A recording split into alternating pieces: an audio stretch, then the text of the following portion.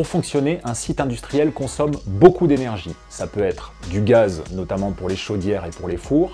Ça peut être de l'électricité pour faire tourner les machines, pour chauffer et pour éclairer les locaux. Ou plus rarement, dans des cas particuliers, ça peut être du fioul ou du charbon.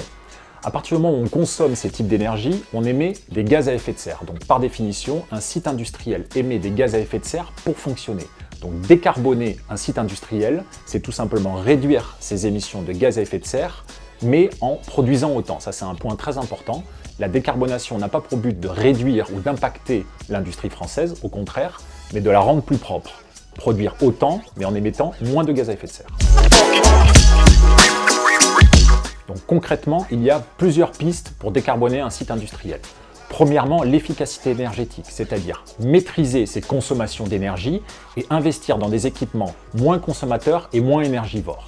Ensuite, on a tout ce qui est récupération de chaleur fatale. Dans les processus qui utilisent de la chaleur dans l'industrie, on a beaucoup de pertes. On peut mettre en place des dispositifs qui permettent de récupérer cette chaleur pour la réutiliser sur site ou dans d'autres processus. Et en dernier lieu, on a la substitution d'énergies fossiles par des énergies renouvelables ou bas carbone. Pour vous donner un exemple, vous avez une chaudière gaz, vous la remplacez par une chaudière biomasse qui fonctionne avec du bois ou alors avec du solaire, du photovoltaïque ou de la géothermie, toutes les énergies renouvelables qu'on a à notre disposition.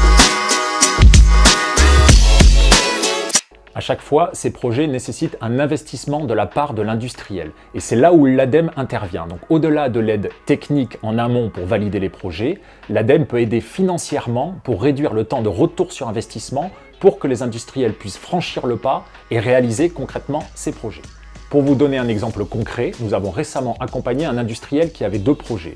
Premièrement, remplacer son four qui utilisait du fioul par une énergie bas carbone, et deuxièmement, mettre en place un système de récupération de chaleur sur les fumées du four pour le réutiliser pour préchauffer le four et sur son process industriel.